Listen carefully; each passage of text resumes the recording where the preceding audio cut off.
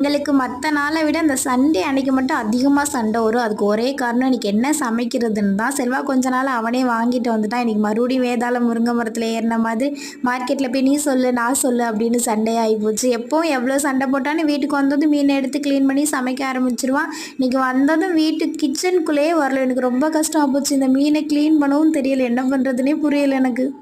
நான் அசிங்கமா கெஞ்சுவேன்லாம் நினைச்சு கூட பார்க்காதீங்க. சரி ஓகே, புளிக்குழம்பு வைக்கிற நமக்கு மீன் குழம்பு வைக்க தெரியாதா அப்படின்னு ஏனோ தானே க்ளீன் பண்ணவே 1 ஹவர் ஆயிடுச்சு. எங்கள் அம்மா அப்போவே சொல்லிச்சு, எல்லாமே கற்றுக்கோ, எல்லாம் ஒரே மாதிரி இருக்காது அப்படின்னு. அப்போ புரியல, எனக்கு இப்போ தான் புரியுது. கல்லஞ்சக்காரன் கொஞ்சமாவது கரையிறானா அப்படி தான் இருந்தது. லாஸ்ட் வரை கிச்சனுக்குள்ளே வரவே இல்லை. எல்லாம் ரெடி பண்ணதுக்கப்புறம் தான், எல்லாம் ரெடியா பாப்பா சாப்பிட்லாமா, நீனும் சமைக்க கற்றுக்கணும்ல, அதனால தாண்டி நான் வரலை அப்படின்னு சொன்ன. அடப்பாவி, உனக்கு ஒரு நாள் இருக்குடா அப்படின்னு உள்ளே நினச்சிக்கிட்டேன்.